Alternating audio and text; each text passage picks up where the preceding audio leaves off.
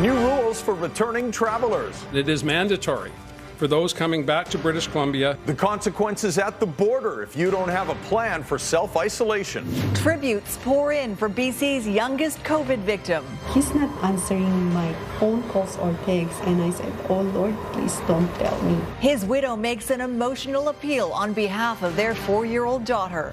And COVID hospitalizations drop again. We need to stay home this weekend. We need to be close to our families. The strong appeal to stay put as we approach the long weekend.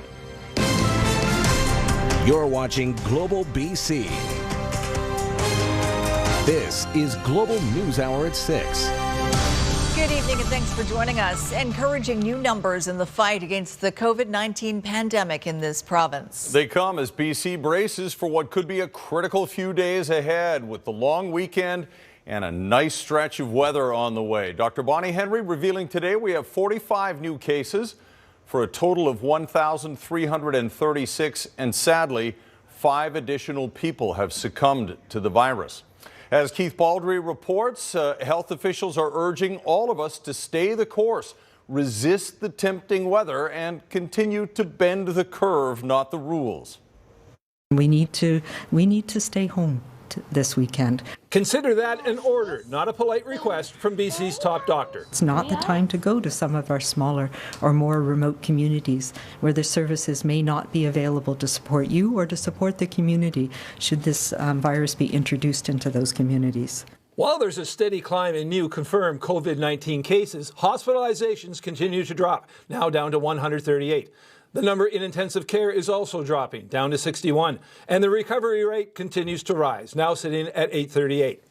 But while the number of confirmed serious cases is not escalating, Dr. Henry says that's no reason to relax and ignore the rules she's put in place. We are in the thick of it right now. We are still watching what's happening across the country and across the globe, and it is no time for us to let up. 3 of the 5 new deaths reported were in long-term care homes, a uniquely BC aspect of the pandemic. Ours has really been driven by our long-term care facility outbreaks in the Lower Mainland. I think the things that helped us, perhaps, and it's impossible to compare. Part of it is timing. You know, when our March break was, learning from what we were seeing in other places. Particularly, you know, Quebec's March break was a little bit ahead of ours, and we saw the impact of what was happening there. We also very much were affected by what was happening in Washington State. And the health minister repeated his demand of any would-be travelers out there. But this is not the time for people from British Columbia to visit Alberta, for all of the reasons to visit Alberta. It's not the time for people to Alberta to visit British Columbia. It's not the time to be traveling to second homes. And in case you're not getting the message about what to do or what not to do this coming long weekend, enjoy the sun and stay apart.